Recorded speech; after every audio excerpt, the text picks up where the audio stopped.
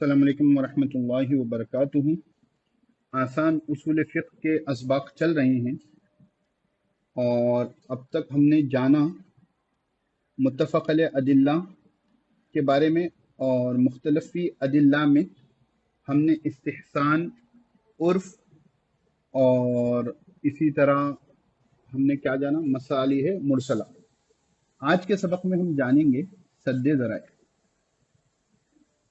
آج کے سبق میں ہم جانیں گے سد ذرائع۔ اچھا، جو لوگ یوٹیوب پر اسباق سن رہے ہیں ان کے ذہن میں بہت سے سوال ہوتے ہیں، بعض مرتبہ کچھ لکھ کر وہ پوچھنا چاہتے ہیں۔ تو اگر آپ یوٹیوب پر اپنے موبائل سے میری پروفائل پر جاؤ گے، ویو پروفائل کر کر، تو وہاں پر کمیونٹی رہے گا۔ تو آج کل یوٹیوب پر یہ آپشن آ گیا ہے کہ وہاں پر آپ امیج بھی شیئر کر سکتے ہیں۔ بعض اوقات سیکیورٹی کے مسائل کی وجہ سے phone number, what's app number نہیں دیا جاتا، تو اگر کسی کو وہاں پر سوال کچھ پوچھنا ہو یا کوئی جواب یا کوئی امیج وغیرہ شیئر کر کر اس کے سلسلے میں پوچھنا ہو تو آپ کمیونٹی میں پوچھ سکتے ہیں۔ خیر، آ جائیں سبق میں۔ تو سد ذرائع، دیکھیے اردو کا لفظ ہے، لفظ سے ہی معلوم ہو رہا ہے، سد بولے تو روکنا، ذریعے کی جمع ذرائع، ذرائع کو روکنا۔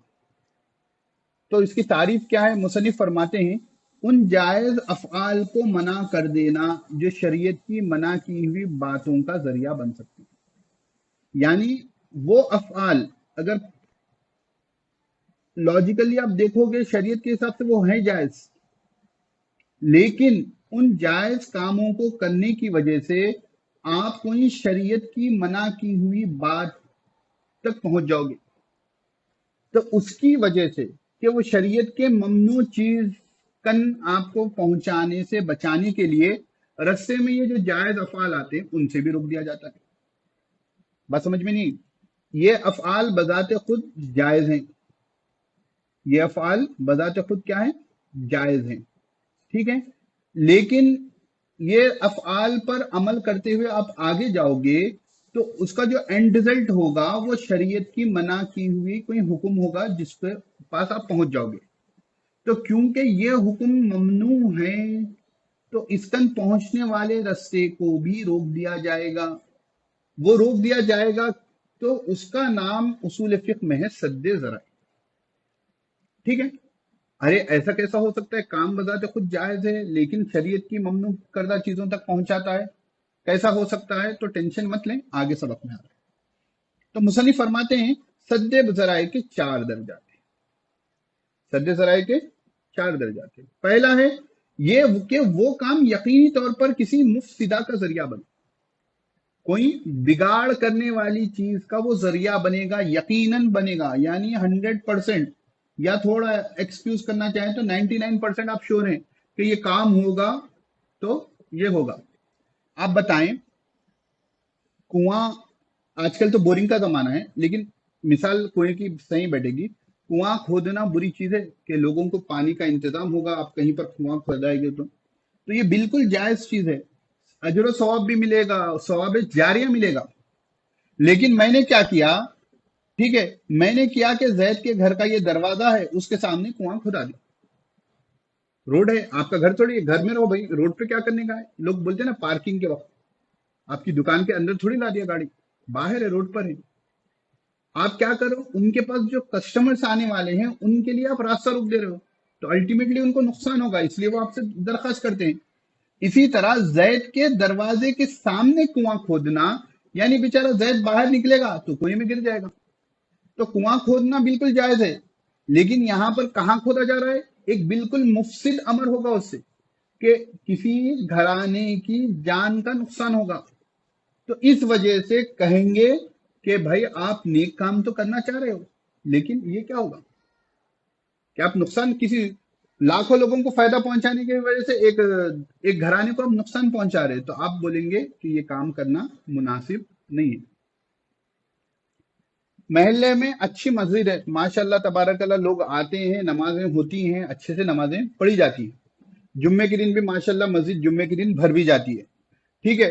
آپ نے کیا کیا کہ مسجد بنانا ثواب کا کام ہے، تو وہ محلے میں 100 گھر ہیں، پورے اس مسجد کو آتے تھے، آپ نے اسی محلے میں جو ہے تھوڑی دور پر اور ایک مسجد بنا دی۔ حیدرآباد کی اولڈ سٹی میں دیکھ لیں، ویسے معاملے ہوں گے، ٹھیک ہے۔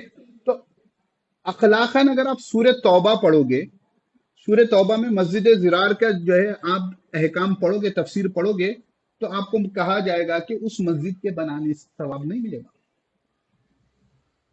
کیوں؟ پہلے سے مسجد ہے، پورے لوگ وہاں پر نماز آنے، کافی شافی مسجد ہے. آپ کیا کریں مسجد میں اور ایک مسجد کھول دی، اب مسجد میں کیا ہوگا، مسلیاں بڑھ گئے. اب یہاں پر مسجد میں ہر نماز میں 20 رہتے تھے، اب 5-7 ہو گئے، ادھر 5-7 ہو گئے، بیچ کے 5-7 اور بولو گے. تو خیر میں یہ تو مثال ایک ثانوی ہے مسجد کی. یہاں پر جو مثال ہے، کسی کے دروازے کے سامنے کنواں کھود دیا جائے، تو کنواں کھودنا جائز ہے، لیکن یہاں پر کوئی مفسد کام کا ذریعہ بنے گا، اس لیے ہم اس کو منع کر دیں. بات سمجھ میں آ گئی؟ دوم یہ ہے کہ اس کام کے مفسدے کا ذریعہ بننے کا ظن غالب. ایک ہے یقین، ایک ہے ظن غالب. اب دیکھو زید کے دروازے کے سامنے کنواں ہوگا، بیچارہ باہر نکلے گا تو کوئی میں گرے گا ہی گرے گا، ٹھیک ہے نا. دوسرا ہے کہ ظن غالب ہو، 100% شور نہیں ہو، 70-80% چانسز ہے گر جائے گا. جیسے شراب ساز سے انگور کا رس یا اہل حرب سے ہتھیار فروخت کرنا. کوئی شراب بناتا ہے، ٹھیک ہے نا، تو انگور کے رس سے بنائی جاتی ہے نا. آج کل تو بہت سی چیزیں ہوں گی، لیکن اب جو پرانی مثال ہے اسی کو سمجھیں، آج کل بھی ہوتا ہوگا. تو آپ کو معلوم ہے کہ جو جان ہے وہ شراب بناتا ہے، ٹھیک ہے. آپ کی جوس کی دکان ہے، وہ آ کر جو ہے 10 لیٹر یا جتنے بھی گلاس ہیں وہ 10 لیٹر انگور کا جو ہے 10 کلو انگور کا جوس مانگ رہا ہے. اب بولیے کہ پہلے تو تجوس کوئی لیتے نہیں، ٹھیک ہے، پھر لینے والا جان شراب بنانے والا ہے. اب شراب بنانے والے کو انگور کا جوس رس بیچنا، یعنی یا ظن غالب ہے کہ یہ لے جائے گا تو شراب بنائے گا، تو یہ دوسرا حکم ہو گیا. ظن غالب ہے، لے کے جا کر وہ جوس بھی پی سکتا ہے، ٹھیک ہے، لیکن یہاں ظن غالب ہے کہ یہ شراب بنائے. یا اسی طرح اہل حرب، جن سے مسلم ملک کی جنگ چلتی ہے، تو ان کو جو ہے آپ ہتھیار فروخت کرنا. نیبرنگ کنٹریز میں ہر ایک سے جنگ نہیں چلتی، لیکن جن سے جنگ چلتی ہے ان کو ہتھیار فروخت کرنا. تو آپ ان کو ہتھیار فروخت کر کے کیا کہہ رہے ہو، بھائی میزائل لو ہم پر ہی مارو. جن سے جنگ چل رہی ہے آپ ان کو اگر ہتھیار بیچو گے تو وہ کیا کریں گے، ہتھیار لے کر انڈیپینڈنس ڈے کے دن پٹاخے پھوڑیں گے. وہ تو جن سے جنگ چل رہی ہے ان کے اوپر حملہ کریں گے. اب کوئی مسلم ملک اسرائیل پر، جو اسرائیل کو جو ہے، خیر مسلم ملکوں میں ویسے ہتھیار ہے نہیں، اس کو بیچ دیں، وہ کیا کرے گا، فلسطینیوں کو مارے گا اور کیا کرے گا. تو اہل حرب کو ہتھیار فروخت کرنے کا مطلب کیا ہے کہ اپنے اوپر ہی حملہ کرنا. اب ہو سکتا ہے کہ ایک ملک کے ملٹیپل دشمن ہوں الگ الگ، تو چانسز ہیں کہ آپ پر بھی حملہ کر سکتا ہے اور آپ کے علاوہ پر بھی کر سکتا ہے. تو یہاں ظن غالب ہے کہ وہ آپ پر حملہ کرے گا. تو مصنف فرما رہے ہیں کہ یہ جو پہلا اور دوسرا ہے، یقینی اور ظن غالب، یہ دونوں بھی ناجائز ہیں. تو ایسے کام کرنے کا جب کوئی استفتاء کریں گے، سوال کریں گے، تو یہ مفتی صاحب کیا بولیں گے، نہیں بھائی یہ چیزوں کی بنیاد پر آپ یہ کام نہیں کر سکتے.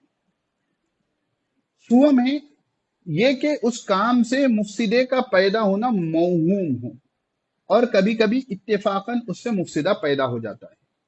جیسے کسی شخص کا مناسب جگہ پر کنواں کھودنا، کہ اس میں کسی کا گر کر ڈوب جانا موہوم بات ہے، یہ ذریعہ جائز.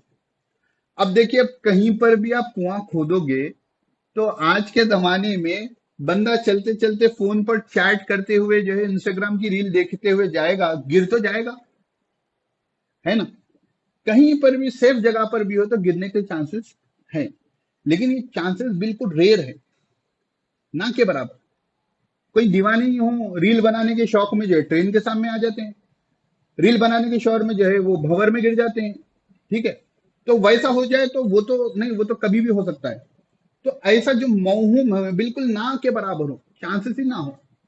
کوئی ایسے ہی آج کل کے بگڑے ہوئے جو ہے ٹرینڈ میں فالو کرنے والا گر جائے تو ہماری کیا ذمہ داری، اس کو عقل ہونی چاہیے. تو ایسا ذریعہ کیا ہے، جائز. آپ کہیں پر بنا دیے، آپ دیکھیں کہ سیف جگہ ہے کنواں بنانے کے لیے، ٹھیک ہے. اب وہاں پر جو ہے کوئی آ کر گر جائے اپنی عقل مندی کی وجہ سے، तो उसमें शरीयत का लेना देना कुछ भी नहीं है, वो बेचारे की अक्लमंदी है। ठीक है ना, तीसरा समझ में आ गया, टेंशन की बात नहीं है। चारम ये है कि इससे बकसरत मुफसिदा पैदा होता हो, हालांकि असल में वो जायज व मशरू हो। ये बात अहम समझिए, देखिए इस पे एतराज भी होता है, मसले को समझिए। असलन क्या है, वो जायज है, लेकिन इससे कसरत से बिगाड़ पैदा होता है, मुफसिद अमर पैदा होता है। उसमें एक है निकाह हलाला। अब इसको समझिए थोड़ा, इस पर मैं आपके 5 मिनट चाहूंगा, गौर से समझिए। इस पे बड़े एतराज होते हैं, गैर मुस्लिमों की तरफ से भी होते हैं और मुसलमानों में अहले हदीस हजरात की तरफ से भी होते हैं। अब हलाला कहते किसे, ठीक है, हलाला कहते किसे, ठीक है। पहली बात, अब तलाक़ो मर्रतान, तलाक 2 मरतबा। अरब के लोग क्या करते थे, अनलिमिटेड टाइम तलाक देते थे और बीवी को अपने साथ रखते थे, यानी तलाक भी दे रहे हैं, उसको छोड़ भी नहीं रहे। तो अल्लाह रब्बुल इज्जत ने कुरान करीम में हुक्म नाजिल कर दिया कि भाई तलाक दिए बाद 2 वक्त की चांस है तुम्हारा, तीसरी वक्त दोगे तब बीवी तुम्हारी बीवी नहीं रहेगी, ठीक है। अब बुखारी शरीफ की रिवायत है कि जब बंदा अपनी बीवी को तलाक दे देता है, यानी तलाक मुगल्लदा, अगर आप इससे लहज से वाकिफ हो, ठीक है, बीवी जुदा हो गई, 3 तलाक, ठीक है, चाहे वो 3 महीने में एक एक करके तलाक दे, ठीक है, यानी 3 तलाक दे दिया, बीवी हमेशा हमेशा के लिए जुदा हो गई। अब जो लाइफ लाइन थी, गेमा खेलते हैं ना आप लोग, 3 लाइफ होते हैं, लाइफ खत्म हो गई। अब गेम में क्या होता है, 24 घंटे के बाद वापस आ जाती है, या आपको जो है बस पॉइंट्स खरीदने के रहते, वो पॉइंट्स खरीद लिए तो जो है आपको वो वापस आ जाती है। या आप कर सकते हैं कि अपने फोन में लाइफ खत्म हो गई तो दूसरों का फोन लिए उसमें खेल लिए, ठीक है। लेकिन शरीयत में जो है 3 मरतबा जब बंदा अपनी बीवी को तलाक दे देता है, तलाक मुगल्लदा जब हो जाती है, तो बीवी उससे हमेशा हमेशा के लिए जुदा हो जाती है। अब उससे निकाह करने का कोई ऑप्शन ही नहीं सिवाय एक के। अब वो बुखारी शरीफ की हदीस है, मैं पहले से देखा हुआ नहीं था ये निकाह हलाला की मिसाल, वरना मैं आपको हवाले वगैरह भी पूरे दे दूंगा। अगर आपको चाहिए तो मैं हवाले आपको बाद में दे दूंगा, पूछ लें। तो जहां मुझे यहाँ जन्ने गालिब है बुखारी शरीफ की रिवायत है, क्योंकि मेरा इस पर मुताला काफी गहरा था। अल्लाह के रसूल सल्लल्लाहु अलैहि वसल्लम ने फरमाया, जिसका मफहूम है कि जब कोई शौहर अपनी बीवी को तलाक दे दे तो अब वो उसकी ज़ौजियत में नहीं रहेगी, इल्ला ये। अब सुनिए मसला, एक ही एक्सेप्शनल केस है, वो क्या है, मिसाल के तौर पर फातिमा का तलाक हो गया, ठीक है। अब यहां किसी का नाम हो तो गलत ना समझना, जैद ने क्या किया, फातिमा को तलाक दे दिया, ठीक है। फातिमा ने क्या किया, इद्दत के बाद बकर से निकाह कर लिया, ठीक है। अब हुआ ये कि बकर से निकाह हो गया, अब कुछ भी हो सकता है, जिंदगी अच्छी चल रही थी, बकर ने तलाक दे दी, या बकर का इंतकाल हो गया, कुछ भी हो गया, फातिमा का जो रिश्ता बकर से ज़ौजियत का हुआ था वो खत्म हो गया, ठीक है। प्री प्लान नहीं, ठीक है। फातिमा ने बकर से निकाह किया, निकाह होने के बाद या तो बकर का कुछ सालों के बाद, कुछ महीनों के बाद, कुछ दिनों के बाद इंतकाल हो गया, या बकर ने भी फातिमा को तलाक दे दी। तो यहां पर जो जैद के साथ शादी की रेस्ट्रिक्शन थी, वो बकर के निकाह करके तलाक देने के बाद या इंतकाल होने के बाद वो रेस्ट्रिक्शन खत्म हो गई। अब अगर चाहें तो फातिमा जैद के साथ फिर निकाह कर सकती है, ठीक है। ये जो निकाह हुआ, अब बकर से निकाह हुआ, बकर का इंतकाल हो गया या तलाक दे दी, उसके बाद जैद के लिए उन्होंने हलाल हो गए, ऐसे निकाह को कहते हैं निकाह हलाला। इतनी बात क्लियर है तो बोलिए, फिर अभी आगे बताता हूं। अब समझे बात को। अब क्या हुआ, फातिमा के घर वाले या जैद को मालूम था, अब रहता ना भाई, एक खुद निकाह हो गया तो इंफॉर्मेशन उनके बारे में होती है, मखबिरी चलते रहती है। अब जो जैद फातिमा के अपने बच्चे थे, फिर दोनों मिलके रहना चाहें तो मिलके रह सकते हैं, शरीयत ने इजाजत दी है, ठीक है।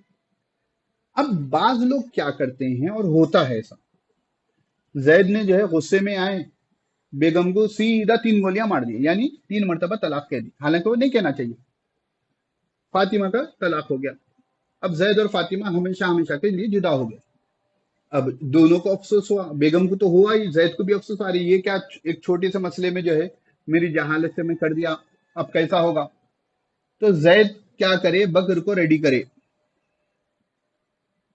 بھائی میرے سے ایک غلطی ہو گئی، تم کیا کرو میری بیوی سے نکاح کر لو، ٹھیک ہے، کر لے کے دوسرے دن تیسرے دن طلاق دے دیں. ٹھیک ہے، اب اس میں لازم ہے کہ بکر کیوں کریں گا نکاح، کچھ پیسے ویسے کا بھی لین دین رہتا ہے، کچھ تو بھی پروفٹ شیئرنگ رہتی ہے. جو بھی ہو، نہیں رہا نہیں رہا، زید نے بکر کو ٹیمپرری طور پر راضی کر لیا کہ بھائی آپ نکاح کر لو، اس کے بعد ایک دن دو دن تین دن میں طلاق دے دینا تاکہ فاطمہ سے میں پھر سے نکاح کر سکوں. یہ جو عمل ہے پلاننگ کا، اس کے بارے میں اللہ کے رسول صلی اللہ علیہ وسلم نے لعنت فرمائی کہ حلالہ کرنے والے پر اور حلالہ کروانے والے پر دونوں پر اللہ کی لعنت ہے. شریعت کا مسئلہ صاف ہے. اب اس میں کرپشن یہاں پر کون کر رہی، زید اور بکر کر. اس لیے مولانا نے فرمایا کہ بکثرت مفسدہ پیدا ہوتا ہے جیسا نکاح حلال. اب مفتی صاحب بھی بول دیں گے بھائی اب ایک ہی صورت ہے ان کا، کسی سے نکاح ہونا اس کے بعد انہیں طلاق دینا، تب یہ شیطانی دماغ تو کام کرے گا نا، ٹھیک ہے بھائی زید سے نکاح، بکر سے کر لے نکاح، ٹھیک ہے 3 دن کا وہ طلاق دے دے گا، عدت گزار لینا، پھر میں نکاح کر لوں گا. کیا کریں، غلطی ہوئی تو برداشت کریں گے. تو یہ جو پری پلان کام ہو رہا ہے اس پر لعنت کی گئی ہے. لیکن نکاح حلالہ شریعت کا ایک اہم امر ہے، حکم ہے. اب یہاں تک بات کلیئر ہو گئی. اب سمجھیے کہ ہاں میں کیا کہہ رہا تھا ہاں، اب لوگوں کے غلط کام کرنے کی وجہ سے کیا شریعت کا حکم ہم بدل دیں گے؟ نہیں بدلیں گے نا بھائی. شریعت کا حکم اپنی جگہ ہے کہ اگر کسی نے اپنی بیوی کو طلاق مغلظہ دے دی، یعنی تینوں جو آپشن تھے، 3 لائف لائن ختم ہو گئے، اب اس کے بعد بیوی کے پاس واپس آنے کا کوئی چارہ نہیں. اب ایک چارہ یہ ہے کہ ایسا جو ہے مقدرات میں ایسا ہو جائے کہ وہ کسی سے نکاح کرے، وہاں پر بھی نہ بن سکے، یا وہاں شوہر کا انتقال ہو گیا، عدت گزارے، پھر دونوں مل کر رہنا چاہیں تو رہ سکتے ہیں. ٹھیک ہے، یہ شریعت کا حکم ہے. اب بعض لوگ یہ کہتے ہیں کہ یہاں پر جو غیر مسلم وغیرہ اٹھاتے ہیں عورتوں پر ظلم کیا جائے، یہاں پر عورتوں پر ظلم ہے.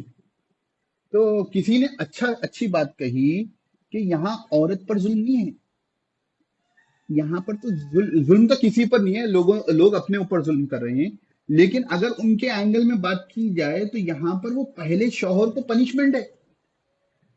جو تمہاری شریک حیات تھی، جو تمہاری ہمسفر تھی، جس سے زندگی بھر کا رشتہ جو ہے شریعت میں تم نے بنایا تھا، تمہارے اس جہالت کی وجہ سے اب وہ تمہارے پاس حلال ہونے کی صورت ایک ہی ہے کہ اس کا نکاح کسی اور سے ہو جائے. اور ایک مرد اپنی بیوی کو دوسرے کی بیوی بنتے ہوئے برداشت نہیں کر سکتا. تو یہاں پر اصلاً پنشمنٹ تو مرد کو ہے کہ وہ کیسے برداشت کرے گا. لیکن اب یہ ہے کہ جو ہے ہمارے پاس اب کیونکہ ہم بر صغیر میں مسئلہ یہ ہے کہ بیوی کو طلاق ہو جائے عورت کو، یا شوہر کا انتقال ہو جائے، تو اب وہ مرے تک کسی سے نکاح نہیں کرے گی. وہ مزاج جو ہے غیر مسلموں کے پاس سے ہمارے پاس پھسل کے آ گیا. جب دو کم قومیں اب ایک ساتھ ہوتی ہیں تو آپس میں ایک دوسرے کے عقیدے رسم و رواج آ جاتے ہیں. افسوس کہ ہم نے ان کے بہت سے رسم و رواجوں کو قبول کر لیا، حالانکہ شریعت میں ایسا نہیں ہے. شریعت میں تو بس یہ تاکید کی گئی ہے کہ بھائی 3 مہینے صبر کرنا، 4 مہینے 10 دن صبر کرنا اگر کسی کے شوہر کا انتقال ہو گئے، جب تک رشتہ نہیں بھیجنا. سورہ بقرہ اور سورہ طلاق میں پڑھو گے، سورہ بقرہ میں جہاں طلاق کا ذکر ہے اسی طرح سورہ طلاق میں آپ پڑھو گے تو مضمون آپ کو کھول کھول کر ملے گا. اسلام کا مزاج ہی نہیں ہے کہ جو ہے کہ عورت کو جو ہے اکیلا چھوڑ دیا جائے. وہ شوہر کا انتقال ہو جائے یا طلاق ہو جائے تو اس کے بعد اس کی زندگی ہے پوری باقی وہ دوسروں سے نکاح کرے گی. خیر، تو یہاں پر نکاح حلالہ، تو اب اس سے بکثرت مفسدہ پیدا ہوتا ہے. آپ کو سمجھ میں آ گیا کہ جو لوگ جاہل ہوتے ہیں وہ طلاق دھن دے، وہ سمجھتے ہیں کہ 3 بولے تو طلاق ہوتی، ایک پہ نہیں ہوتی. حالانکہ ایک گولی مارنے سے بھی سامنے والا مر جاتا ہے، 3 مارنے سے بھی مر جاتا ہے. تو ایک طلاق دو گے تو بھی وہ مطلقہ ہو جائے گی، 3 دو گے تو بھی مطلقہ ہو جائے گی. ایک دینے کے بعد آپشن رہتا ہے واپس لینے کا. 2 لائف لائن بچے ہوئے رہتے ہیں، جدا تو ہو جائے گی 3 مہینے کے بعد، 6 مہینے کے بعد، سال بھر کے بعد بھی تم کو خیال آ جائے کہ بھائی میں نے جو ہے ظلم کر دیا تھا میری جہالت کی وجہ سے، تو تم واپس لے سکتے ہو. لیکن وہ عقل کہاں ہوتی ہے؟ تو وہ سمجھتے ہیں کہ 3 بولیں گے تو ہی طلاق ہوگا، تو وہ 3 کہہ دیتے تجھے طلاق طلاق طلاق. سمجھے نا؟ چلیے، اسی طرح مرد موت میں طلاق. ٹھیک ہے، میں یہ مسئلے پہ زیادہ کھینچوں گا نہیں، اس میں کچھ بھی لڑائی جھگڑا نہیں ہے. آپ اگر پڑھو گے تو معلوم ہو جائے گا. مرد موت میں طلاق دینے سے کیا ہوگا کہ تم طلاق دے دو گے تو اس کو پھر پریشانی ہوگی نا. شوہر کی جائیداد میں بیوی کو بھی حصہ ہوتا ہے نا. اب مرنے کے قریب آگے طلاق بولے تو چاہے حصہ محروم ہو جائے گی، گھر والے دیں گے، پہلے ہی نہیں دیتے عورتوں کو، اب تو مطلقہ ہو جائے گی تو نہیں دیں گے. تو حنفیہ کے نزدیک یہ صورت قصد و ارادے پر موقوف ہے. آپ کی کیا انٹینشن ہے اس پر موقوف ہے. اگر فعل حرام کے لیے ہیلا اختیار کرنا مقصود ہو تو ناجائز ہے، ورنہ ناجائز نہیں ہے. مالکیہ کے نزدیک اس درجے کا ذریعہ بھی مطلقاً ناجائز ہے. مالکیہ کہتے ہیں کہ یہ بھی ناجائز ہے، جہاں پر مفسدہ کثرت سے پیدا ہوتا ہو یہ ناجائز ہے. دونوں کی اپنی اپنی جگہ ہے. سچویشن سوچو گے تو دونوں کی بات، ایناب کی بات لاجیکل ہے. اور مالکیہ کہتے ہیں کہ بھائی کہ اکثر یہ فساد کا ہی ذریعہ بن رہا ہے، چلو اس کو بند کر دو. ٹھیک ہے، تو ہم ان کو غلط نہیں بول سکتے، انہوں ہم کو غلط نہیں بول سکتے. اپنے اپنے اصول، اپنی اپنی ریزننگ ہے اس کے پیچھے، اپنے اپنے شرعی دلائل ہیں. اس کے بعد مصنف کہہ رہے ہیں سد ذریعے ہی کے قبیل سے یہ ہے کہ بالغ اور قریب البلوغ لڑکیوں اور لڑکوں کا مخلوط تعلیمی نظام ناجائز. دیکھیے، کو ایجوکیشن یہ جائز نہیں ہے. قریب البلوغ 7 سال کی بچی ہو گئی، 8 سال کی بچی ہو گئی، وہاں سے تو پردہ کرانا شروع کر دینا نا بھائی. شریعت میں اللہ کے رسول نے فرمایا کہ جب بچہ 7 سال کا ہو جائے تو اسے نماز کا حکم دو. اسی حدیث کی بنیاد پر تمام مسائل آ گئے. 7 سال کا حکم ہو جائے تو روزے کا حکم دو، 7 سال کا حکم ہو جائے تو جو ہے جتنے ہیں اب جیسے پردے کا حکم دو. ٹھیک ہے نا؟ جب سے آپ اس کو عمل کراؤ گے تو بالغ ہونے کے بعد وہ پردہ کرے گی. آپ جو ہے نہیں، بچی ابھی بالغ نہیں ہوئی، بالغ ہوئے بعد شرعی احکام آتے ہیں تو 13-15 سال میں آپ پردہ کراؤ گے بولے تو وہ کہاں سے پردہ کرے گی پھر. تو شریعت کیا ہے کہ 7 سال کے بچے کو آپ نماز کا حکم دو گے تو وہ پابندی سے مسجد کو جائے گا، نماز پڑھے گا، تو 10 سال تک اس کو عادت ہو جائے گی. ٹھیک ہے، 10 سال میں اگر ڈنڈی مارا تو اس کو مارنا ہے. تو اسی طرح بچی پردہ نہ کرے تو اس کو جو ہے زد و کوب کرنا، مطلب ایسا نہیں کہ زور سے مارے، یعنی ڈانٹ ڈپٹ کرنا. اور اس کے بعد بالغ ہو کے بعد تو جب تک عادت ہی ہو جاتے 3 سال 5 سال کوئی جو ہے مستقل شریعت کی پابندی کرے انڈر دی گائیڈنس، تو پھر وہ بالغ ہونے کے بعد اس کو لکڑی لینے کی آپ کو ضرورت نہیں پڑتی الا ماشاء. تمام احکام میں پہلے تو بچپن سے ہی جو ہے ماحول ایسا دیں. اور دوسری چیز خصوصی طور پر جب بچے 7 سال کے ہو جائیں تو آپ شریعت کے مزاج سے ان کو ہم آہنگ کرنا شروع کر دیں. 7 سال سے پہلے ڈانٹ ڈپٹ کرنا یہ بیجا ہے، بچے کو معلوم ہی نہیں ہوتی، اس کی سمجھ ہی ہوتی نہیں رہتی. ہاں یہ نہیں کہ آپ فون دے کے چھوڑ دے رہے ہیں، آپ ٹی وی لگا کے چھوڑ دے رہے ہیں 7 سال تک چاند سے، تو آپ شروع سے کیا کرو، غلط فیڈنگ کرو گے تو ریزلٹ بھی غلط آئے گا. تو یہ جو ظاہراً احکام ہے، اب 7 سال کے بعد جو ہے رشتہ داروں میں جو غیر محرم ہوتے ہیں ان سے پردہ کرانا شروع کرا دیں. کو ایجوکیشن میں اگر ہیں شروع سے ہی نہ ڈالیں بیٹر ہے، لیکن اگر کو ایجوکیشن میں ہو تو اب ایسے اسکول میں ڈال دیں جہاں بچوں کی تعلیم الگ ہوتی ہے، بچوں کی تعلیم الگ ہوتی ہے. ٹھیک ہے نا؟ کیونکہ اس سے بے حیائی پیدا ہوتی ہے. یا جیسے صاحبین کے اصول کے مطابق سودی کاروبار کرنے والے بینکوں کو مکان کرائے پر دینا جائز نہیں کہ یہ سودی کاروبار میں تعاون کا ذریعہ. صاحبین بول تو معلوم آپ کو امام ابو یوسف اور امام محمد رحمۃ اللہ علیہ، ان کو فقہ حنفی میں صاحبین کہا جاتا ہے. ٹھیک ہے، کیونکہ دیکھو بینک والوں اے ٹی ایم کے لیے آپ جو ہے کیا کرو گے، یا بینک کے لیے آپ جگہ دو گے تو بینک میں کیا کام ہوتا ہے، انٹرسٹ کا کام ہوتا ہے. تو اگر آپ بینک کو جو ہے اپنی جگہ دو گے کرائے پر تو آپ کس چیز میں تعاون کریں، سودی لین دین میں تعاون کریں. تو تعاون حرام کام کے لیے تعاون کرو گے تو وہ بھی کیا ہو جائے گا، حرام ہو جائے گا. اس لیے وہاں پر احتیاط کرنی چاہیے. اس کے بعد مصنف فرما رہے ہیں سد ذریعے کی طرح اس کے مد مقابل دوسری اصطلاح فتح ذریعہ. فتح کھولنا، یعنی جو بات کسی فرض یا واجب کی ادائیگی کے لیے ضروری ہو اس کا بھی وہی حکم ہوگا. جیسے مسجد جانا کہ جماعت میں شرکت کرنے کے لیے ضروری ہے. جو بات کسی مباح کا ذریعہ بنتی ہو تو وہ بھی مباح ہے. جیسے ضروریات زندگی کی مقدار سے زیادہ کمانا، کیونکہ شریعت کے دائرے میں رہتے ہوئے راحت بخش زندگی گزارنا بھی جائز ہے۔ تو جو مباح کے تعاون میں ہو تو وہ کام مباح ہے، جو فرض کے تعاون میں ہو تو وہ فرض ہے۔ جماعت میں شرکت کرنا ضروری ہے، اس لیے مسجد جانا ضروری ہو گیا۔ جو ہے جتنی زندگی گزارنے کے لیے جتنا پیسہ ہو وہ ضروری ہے، اس سے زیادہ کمانا، یعنی آپ حلال کما رہے ہو، تھوڑا زیادہ کما رہے ہو تاکہ جو ہے گھر بار اچھے سے چلے، تو یہ بھی کرنا مباح ہے۔ کوئی اس کے اوپر ٹاؤنٹ نہیں کر سکتا، تانا نہیں دے سکتا، ارے بھائی تمہاری ضروریات تو 30,000 میں ہو رہی ہے، تم 50 کیوں کما رہے؟ نہیں، کبھی کچھ حادثہ آ جائے، وہ سمجھیں ہاسپٹل میں ایک وقت جانا ہو جائے تو سیدھا پوچھے گا 50-60 ہزار ڈپازٹ کرو پہلے، تو وہ ٹائم پر تو سیونگز ہونی چاہیے نا۔ یہ توکل کے خلاف بھی نہیں ہوتا۔ اچانک کوئی چیز آ جائے، حادثہ آ جائے، تو اس وقت بھی تو آپ کے پاس کچھ سیونگز ہونی چاہیے۔ خیر میں اس مسئلے میں نہیں جانا چاہ رہا ہوں کہ پیسے کمانے وغیرہ کے، تو لیکن یہ بات کہ کوئی کما رہا ہے، حلال طریقے سے کما رہا ہے، تو آپ اس کو تانا نہیں دے سکتے، ٹھیک ہے نا۔ تو یہاں پر ہمارے سد ذرائع کا موضوع مکمل ہوتا ہے، ٹھیک ہے۔ کچھ سوال ہو تو آپ لوگ بالکل پوچھ سکتے ہیں۔ السلام علیکم ورحمۃ اللہ۔